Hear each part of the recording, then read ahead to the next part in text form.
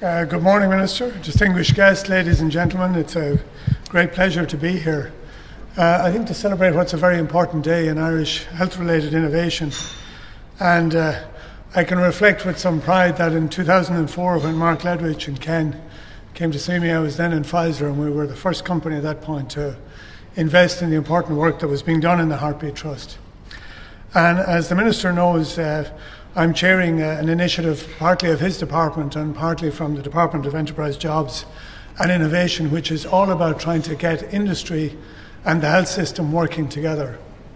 Because I've been in both in industry and I've worked in IDA, as you know, and I think we have a unique ecosystem here, a unique opportunity to grab fundamental and basic science, applied science and health delivery, and to export solutions to the world, as well as coming up with new innovation. So it's marvellous to see such a range of partners from industry, from the academic community, and from the health system itself for what is a really important day, I think, in cardiovascular disease. And there are people here who are going to speak more on this, but we have had a profound impact on reducing cardiovascular mortality in general. And I think the next step now is towards prevention, and especially care of patients in the community, and finding new models where we can treat older patients and keep them healthier for longer, but especially to keep them out of hospital. So importantly, we're going to hear from a patient story, and I think we have a patient video which we'll take next.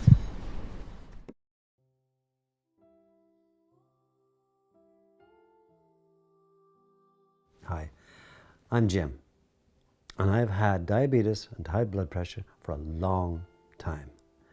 I kept on top of them. I saw my GP regularly and went into the hospital clinic at least once a year. They're all very happy with my bloods and how I was doing. I mean, I'd forget the odd tablet and probably didn't get out walking as much as I should have. But things were going well. I started to notice that it was getting harder to catch my breath when I was walking. My GP thought it might be the heart, and he tried out a few treatments while I was waiting to be seen in the hospital. At first, they helped. Then one night, I just found it hard to catch my breath. I hung on until the morning, went to see the GP, and he said I really had no choice. I had to go to the emergency department. We needed to get this sorted out now. I thought I'd be home that evening. They kept me in for a week. They did loads of tests. I got a real shock. Heart failure. Sounds awful. It turned out, despite all the good blood tests, the diabetes and the high blood pressure had been damaging my heart over the years. No one would have found out about it until I started feeling unwell. I'm better now, but not as good as I was before. I have to take my time. Even doing the housework, or I just get out of breath. I'm in and out of the hospitals and to the different clinics all the time. And the amount of medicines I'm on will kill a horse. They've had to put in a box that would shock my heart if it went into a fast rhythm, because my heart's not pumping as well as it should. I don't know what half the tablets are for. It's disheartening, you know. I mean, I'm always going to the hospital or going to the clinic or taking more tablets. I just don't have the energy to do anymore, and yet they want me to get up and get out and do exercise. It's easier said than done. I just wonder, could all this have been prevented?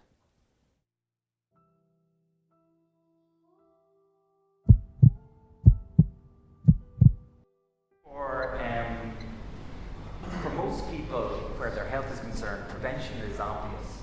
And yet for those of us working in healthcare, we do things in a very reactive way. We respond to symptoms, sometimes because we're constrained by resources, often because that's just the way medicine has evolved in a reactive, centralized, hospital-focused healthcare system. And this scenario is not just an Irish phenomenon, it's a global phenomenon. And in the States where, arguably the healthcare spend is much greater than in Europe and the outcomes are poorer, it's an even more centralized healthcare system than we have here, hospital-focused as well. And so last month, it's not that surprising to us in the Heartbeat Trust that President Obama announced what he called a precision medicine or a personalized medicine initiative, delivering the right care to the right patient at the right time in the right setting. Well, that's easier. That's better. Thank you. And I think that this type of initiative is going to be able to answer the question that you should have been able to audibly hear from Jim. Could his scenario, could his heart failure have been prevented? Because the answer is actually yes. So my name is Mark Leveridge. I'm a pharmacist. I am a researcher. I worked with Ken MacDonald for many years. And in 2004, we founded the Heartbeat Trust to fund and to run the St. Vincent Screening to Prevent Heart Failure, or STOP HF study. We were very frustrated back then with reactive models of hospital-focused care. We wanted to understand what would happen if we removed the barriers in the community to diagnostics and good specialist follow-up for cardiovascular care. What would happen if instead of risk stratifying based on population algorithms, we used a very simple point-of-care blood test to measure the natriuretic peptide response, a stress and strain response emitted by an individual patient's heart? And what if we could put a connected measure of healthcare around the patient and their care, linking primary and secondary care? And so the ambitious STOP HF study was founded, where we use this very inexpensive point-of-care test in primary care on top of usual care. We screened out the individuals who needed further intensive follow-up, and we follow them closely in a collaborative manner with the GP and also with the patient's care. And what we found was that the outcome showed a very dramatic reduction, not only in heart failure events of 40%, but actually of all major adverse cardiovascular events. And this is very important. This should resonate with everybody in the room here, because cardiovascular disease is the #1 killer in the world. Half of us in the room here will die probably by cardiovascular disease. And it also costs European healthcare systems more than 100 billion annually in morbidity. And so from the perspective of healthcare providers and insurers and us as taxpayers, there's a very important new study being published from the STOP HF program next month, a collaborative study with the National Pharmacoeconomics Centre that shows that the model of care is actually highly cost effective. And to put it in perspective, this 40% reduction in adverse cardiovascular events, if applied to, for example, in Ireland, a population of people that fit the STOP HF criteria, there are more than 1 million of us in Ireland, and I'm one of them, actually. And if we apply this model annually, we would reduce cardiovascular hospitalizations by more than 17,000 per annum. And to put that into kind of a perspective, it's the equivalent of running a 380-bed hospital with all of the ancillary services and personnel at 100% capacity for 365 days a year. It's equivalent to the new National Children's Hospital. And so, for us, this is a very, very important initiative and a very important day. People are now looking to Ken, myself, and the Heartbeat Trust, and actually a lot of us in the room here, to internationalize this process. We've got a group in Germany and also in Austria that are looking to develop this model. And Ken, in 2 weeks' time, will travel to the Mayo Clinic in the States, where we're going to continue discussions about rolling out the STOP HF model there in the US healthcare system. But for patients, this really means improving health. It means improving health care. It also means avoiding these very, very distressing and traumatic, life-changing, major adverse cardiovascular events, the likes that Jim had. And for all of us as citizens in Ireland interested in our health, it really is very, very obvious. And for us here in Ireland, what we would like to do with the Heartbeat Trust is launch this innovation centre with your partnership to generate the next evolution of initiatives and innovation in cardiovascular prevention on this model. And I would like to call on Ken MacDonald here to present these new initiatives. Ken MacDonald, the Medical Director of the Heartbeat Trust and the National Clinical Lead for Heart Failure in Ireland. Thank you very much.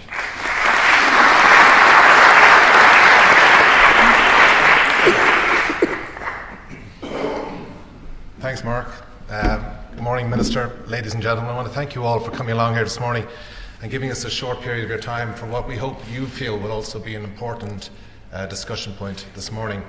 I don't think there's any doubt what we're about today. I was doing a little debrief with my family about what's on this week, and one of my daughters asked me what was on Tuesday morning.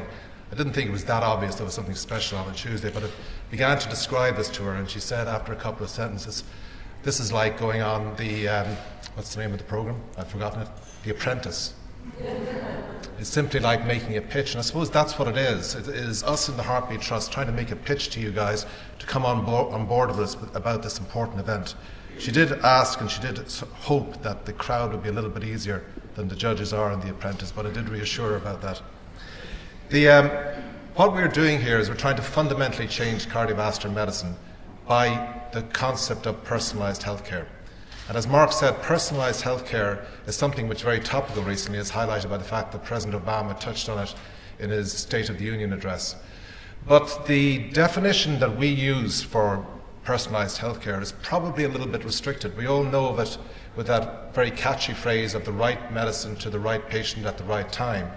But there is a broader definition of this in evolution that we truly believe in and we are working with.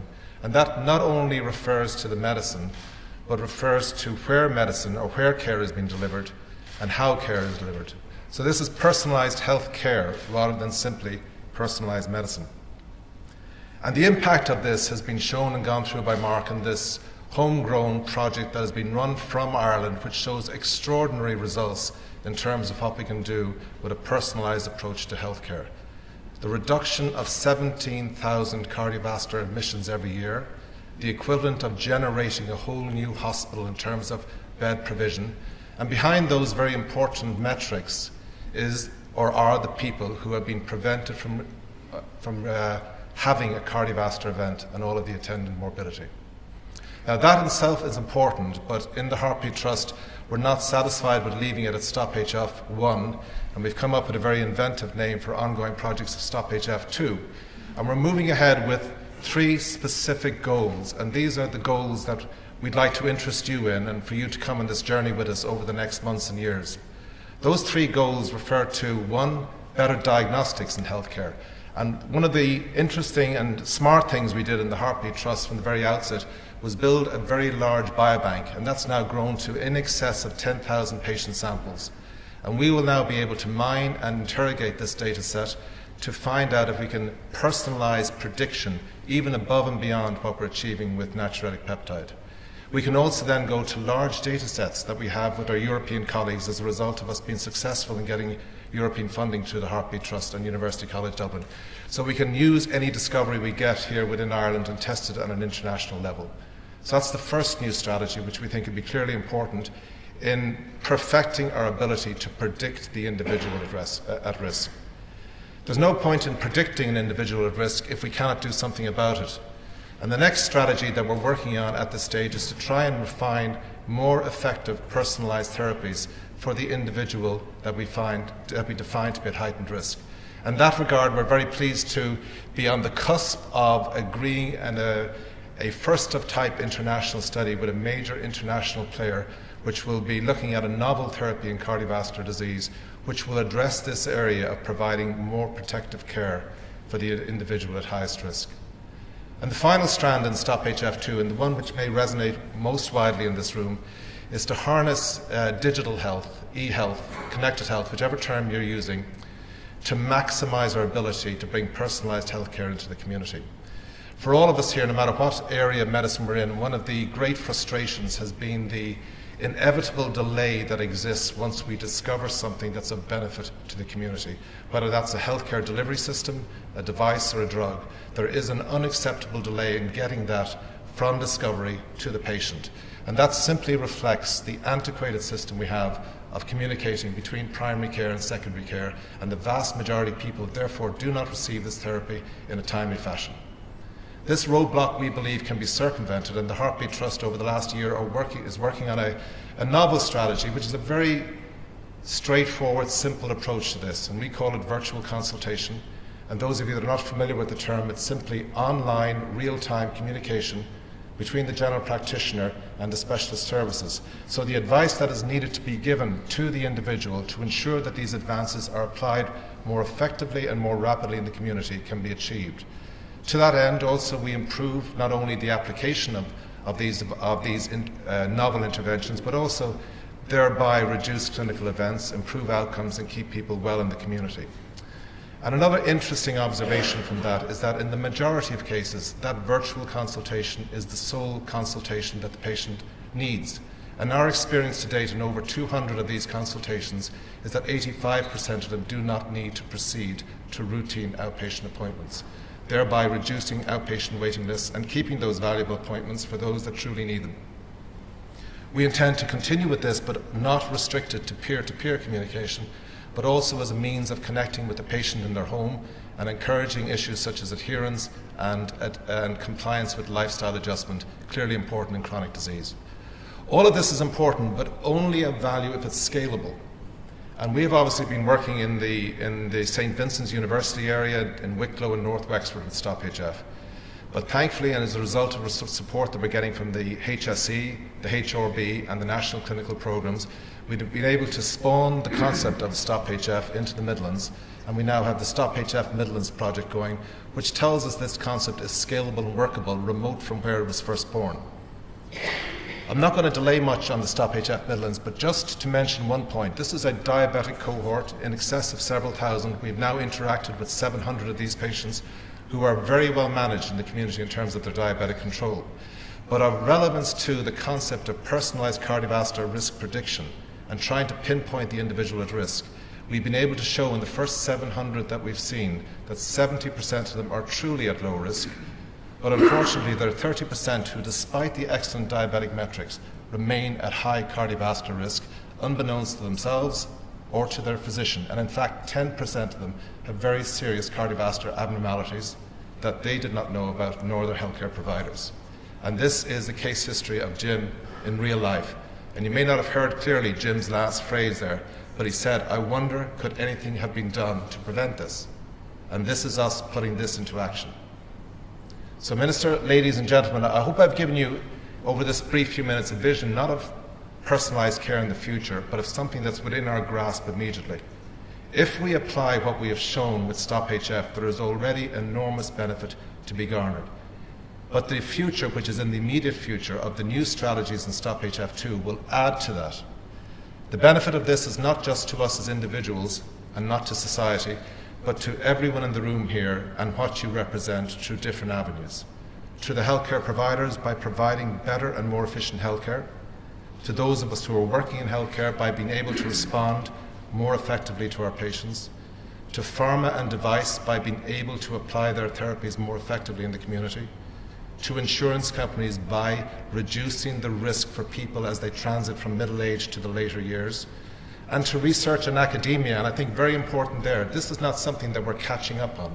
This is something that we're leading out on. So there's a great opportunity for research and academic organisations to come behind the Heartbeat Trust and leverage this very important issue. Ladies and gentlemen, think of the Heartbeat Trust as a small, nimble R&D company that has shown itself capable of delivering. We've delivered on Stop HF1. Stop HF2 is a far bigger undertaking. We need you to come on board to help us deliver the second level of personalised cardiovascular care, both nationally and internationally. Whether it's by linking in with us through your corporate and social responsibility initiatives, using our large biobank and data bank to test any new initiatives that you might have to ensure that they're placed to the right person at the right time by the right method, or finally linking in with us on large research projects such as the one that I've alluded to, or on service delivery projects. We plan to build this group and others that couldn't come along this morning into, as Mark was saying, an innovation forum which will bring personalised healthcare to a new level. Following on from this meeting, we will contact you all individually to ensure that we assess your level of interest in coming on board with this, and then to personalise the relationship. And see, we take this personalisation thing beyond medicine, to personalise the relationship between you guys and us to make sure our mutual goals are satisfied. This is a great opportunity, guys, to bring the level of care not up to where it is internationally, but to lead out on it internationally.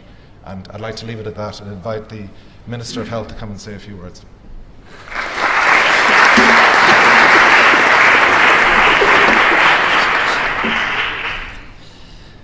Professor MacDonald, my colleagues, distinguished guests, members of the media. First of all, Ken, thanks very much for inviting me to be here today and to be associated with this launch by the Heartbeat Trust of the new Centre for Personalised Cardiovascular Care, which, as you know, is the first of its type in Ireland. The Trust is linked to UCD and to St Vincent's Hospital. I know there's been a big effort to build on the success of Stop Heart Failure and also to expand the very successful personalised approach to cardiovascular care. I'm particularly delighted to see that your research has been acknowledged internationally and that the European Commission is the co-founder of this important work. I'm also pleased to know that the Centre plans to develop personalised cardiovascular care strategies, serve as a hub for research and development for this approach in Ireland, and also to attract foreign investment and employment. And I understand there's also an evolving link with the Mayo Clinic, which I think is very exciting. Data from the Stop Heart Failure programme will help with planning and also the evolving need for resources in this area. We all know that chronic disease places a huge burden on patients in the health service, and the current models of acute care are increasingly becoming unsustainable. And that's why I very strongly believe that chronic disease management in the community must be at the centre of the new GP contract. This should take the approach, in my opinion, of a multi-disease approach rather than a single disease approach, as so many patients have multiple medical problems and so many of the modifiable risk factors are the same. And indeed, it was interesting to see in that video clip that we had a diabetes patient who also had heart failure, and that wasn't picked up as soon as it could have been. We do expect talks on that new contract to begin quite soon. It'll be the first thing that'll happen once the talks on the Under 6 contract are concluded. I know as well some of the insurers are represented here, and I certainly encourage them to engage as much as they can with chronic disease management and new models for chronic disease management. It's not just in the interest of patients, I think it's also in the interests of insurers in terms of reducing cost in the longer term and providing care quicker and less expensively. I think there are many good examples of care that is safe and efficient and high quality, and the National Clinical Programme for Heart Failure is one such. As you all know, the prevalence of heart failure continues to rise. We have an ageing population, improved survival post-MI, and of course continuing difficulty in managing cardiometabolic diseases such as obesity and hypertension and diabetes in the general population. And indeed that's why I've sought and received approval from the government to push ahead with important public health legislation with respect to alcohol, tobacco, obesity, and also why we have some very exciting plans to improve physical activity. And while we can be downbeat about all these things, I think it is important to recall that in Ireland the number of people who take part in sport and physical activity is now rising every year. The prevalence of smoking is about to fall below 20% for the first time ever, and alcohol consumption on a whole population basis is falling, although binge drinking continues to be a major problem for some groups in the community. The clinical programme takes a very integrated approach with an emphasis on care and support in the community, and as well as that 11 national heart failure units have been established in our hospitals. The units give an integrated care service through the model of care developed by the programme, and a pilot diagnostic clinic in Wexford now provides GPs with remote specialist advice on echo results and also specialist review of patients in the community. A demonstration project on integration of care between primary care, secondary care and the hospital group is earmarked for the Carlow-Kilkenny area. I understand the programme is reducing the need for outpatient referral, which in turn can help to reduce waiting times and reduce emergency department attendances, or at least that's what I've always told. I couldn't tell you the number of projects every year that get funded by the HSC at the behest of the department on the basis that it will reduce waiting times and ED attendances. It never seems to happen. We're always told afterwards that if you hadn't done this, it would have been even worse. But it does mean there's a big credibility gap, unfortunately, between doctors and politicians and administrators in this whole space. I know there's a huge credibility gap between politicians and everyone else, but I think people often don't quite realise it can be very much a two-way credibility gap. I suppose to conclude, really, I think it's fair to say that if we do proceed down this route, it is going to need to be adequately resourced. What's particularly important in this area is the role of clinical nurse specialists who, when properly supported and properly organised, I think provide a really excellent standard of care, and we've seen elements of that already, of course, with diabetes. It'll also need consultant backup and as well much better access to diagnostics and ICT, which is an enormous challenge, as you all know. So once again, thank you very much for the invitation to be here. I'm very happy to be associated with this event, and I particularly want to offer my best wishes to all those involved. Thanks very much.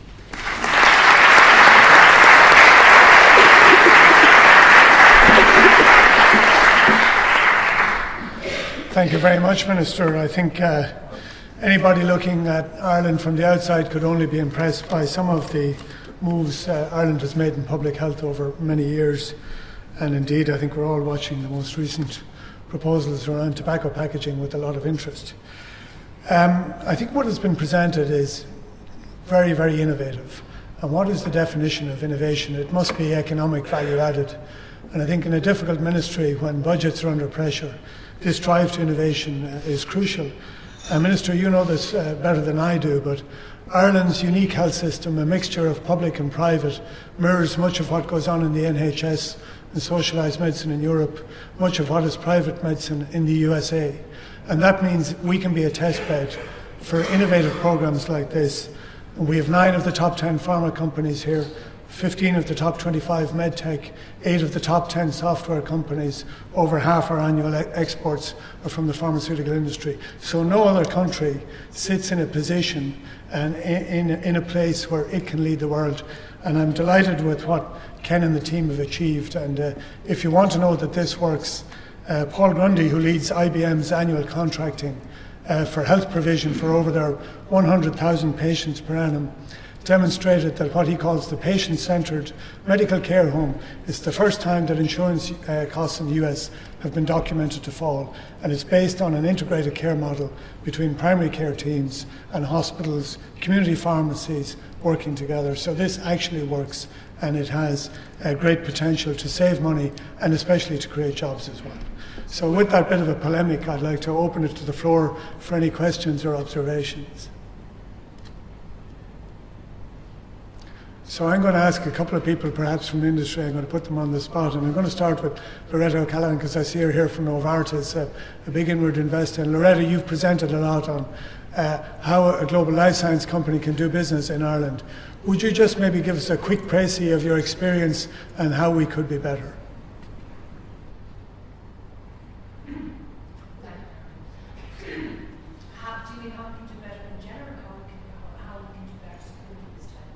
I think how we can do better supporting this type of initiative. That brings us back to what you just mentioned about those 3 important pillars that exist in Ireland. It's pharma, net presence, and software presence.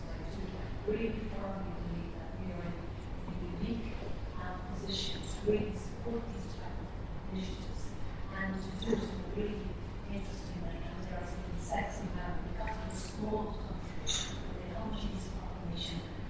There's a great opportunity for us to test pilot such initiatives, and as Ken has mentioned, to build them away, they're scalable, and transferable to other countries. I think importantly, what these initiatives can do is they can really help us to drive much better care in a more efficient manner. And that's important for all of us and for taxpayers.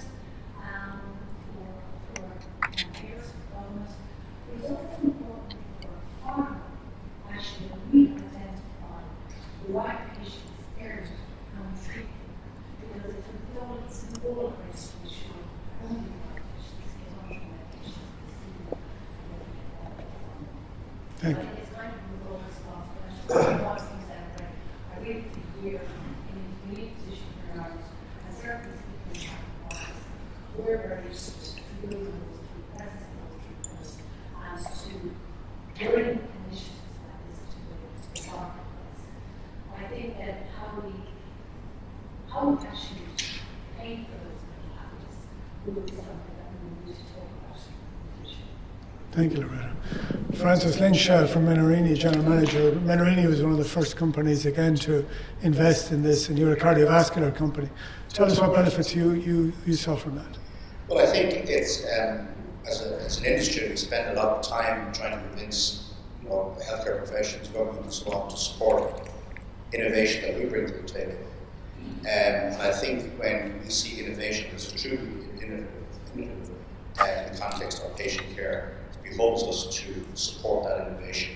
At the core of all of our activities, whether you're government, healthcare professional, pharmaceutical industry, is the patient. If there's some method in treating the patient more efficiently, improving quality of life, outcomes and so on, then it behoves us to support that. So our experience has been very, very positive with Partner Trust. Ken, Mark and the team have been hugely passionate about this, and the Minister referred to the claims often made for funding, and the results don't often bear out in terms of the claims made. But I think this initiative, Stop HF 1 and hopefully 2, have definitely proven worth in terms of patient care, slowing down people going to hospitals, better treatment.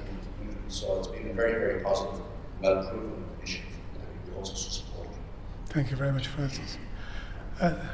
Yes, gentleman behind you, Francis. Vincent Foley from Crim Diagnostics. Just talking about innovation, primary care, secondary care, the tie-up between them all. The idea of the Heartbeat Trust is to develop primary care initiatives. But we've seen primary care centres develop and be built, which is fantastic around the country. But there's a big gap, I believe, between driving forward with initiatives like this and how we address the funding issue for these, because at the moment there is no model of funding for, say, providing these initiatives. We have now infrastructure, we have buildings in primary care. So I'd urge the Minister and people to think about how we fund these initiatives as we roll forward to really get the benefit, because we won't get the benefit unless these primary care initiatives are funded adequately and resourced adequately. Thank you. I'm going to ask Darrell Laughlin from the Irish Pharmaceutical Union, who's here, because I think it's interesting. Mark Ledridge is a pharmacist, pharmacologist. Darrell, how can pharmacists be part of a better approach, would you say, to primary care? Well, it's interesting, the last comment was about resourcing. It was based in coming to primary care centres. I think we have to recognise that we have an existing primary care infrastructure out there which we're not using properly. My comments are going to focus on pharmacy because I'm a pharmacist and Mark is a pharmacist.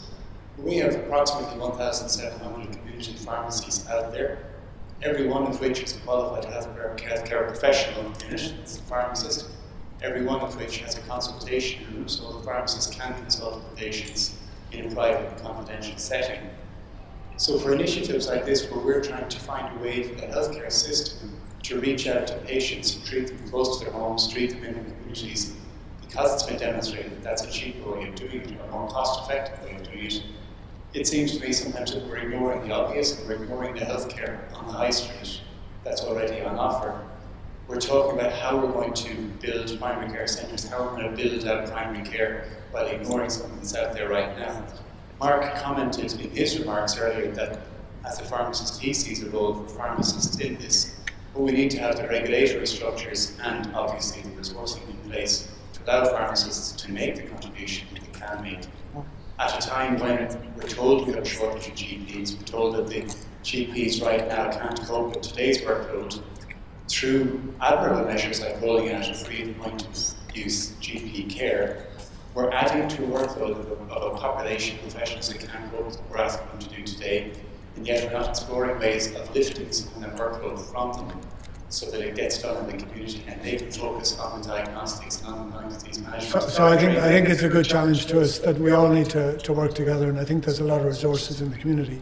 Ken made one really important point, which is about industry coming on board, and I want to go to Conor Hanley, who's previously Biancamed and ResMed, and one of our inward investors. It was a very innovative Irish medtech company, now part of a multinational. Conor, can you talk about the impact of working with Irish researchers, Irish clinicians, Irish centres of excellence in terms of developing global products? Probably I'd answer on two fronts. One is around the innovation side. One or two startup companies here, say young Irish indigenous companies, Lunch Healthcare, for example. And my experience in Biancamed, working with Ken and Mark since about 2005, and I think the innovation we brought there allowed us to really scale cell technology around connected health in Japan and the US. And we got acquired by a company called ResMed that has really focused on chronic disease globally. And Ireland, as we've just remarked a few times earlier this morning, is a great centre to actually build chronic disease capability. We have that close connectivity between the clinicians, young technology companies, and I think a lot of industry with the medical device industry, the pharma industry, and the software industry here. And I think it's a great nexus of where we can go if we actually continue to build on that connectivity. The second aspect, I think, is an opportunity for export for Ireland is the US is really starting to drive payment for outcomes. And I think because of budget constraints in Ireland and Europe, we've always been thinking of payment for outcomes and really trying to constrain how much healthcare costs, but making sure we've got good access and good quality. I think if we continue to try to drive these initiatives around integrated care and delivery, both from the private payers and the government payers and industry, I think we can really not only do better healthcare in Ireland, but actually use it as an export approach as well. So, yes. Thank you very much, Conor. Very well said. So with that, as somebody who's spent most of my working career in industry, I think there's a great opportunity, and there's a call that has gone here to the life science community and the insurers, by the way, to come and engage and to look at innovation. And let's not think about innovation as something that happens off the shores of Ireland. We can be innovative if we get together and if we collaborate. So I'd like to invite the chairman of the Heartbeat Trust to make a few remarks and close the meeting, Dr. Ambrose McLaughlin.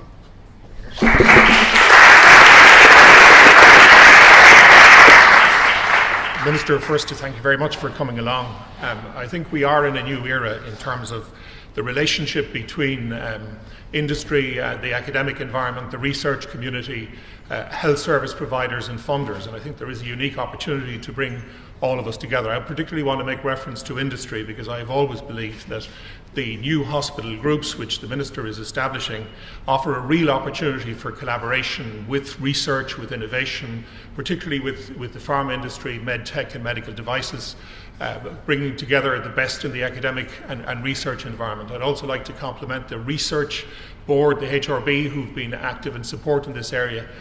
There's a huge opportunity for collaboration, an opportunity to focus on patients, to deliver cost-effective care. The engagement with the pharmacoeconomics community is hugely important. I think every day we turn on our TV or radio sets, we hear the importance of jobs. It's interesting when you look at some other countries. Germany, for example, the first thing that the new German government a few years ago did was they established a health division within the economic development unit to ensure that the German economy could get the very best value out of the health system. And I would say to the Minister that perhaps people need to shift the emphasis here in Ireland more than looking on the Department of Health and the health services as something that as a service that needs money, but maybe it's an opportunity now for us to secure economic benefits from a vibrant, strong health system. So I think the model of Heartbeat is one that will endure. I think it will be successful. It's focused on patients and delivering high quality, cost effective care. So I want to thank all of you for coming along this morning and to compliment Mark and Ken and their team, and to assure you that we will be in touch with you in the coming months and years to enhance and develop the relationship that's already been nurtured in the last number of years. Thank you very much.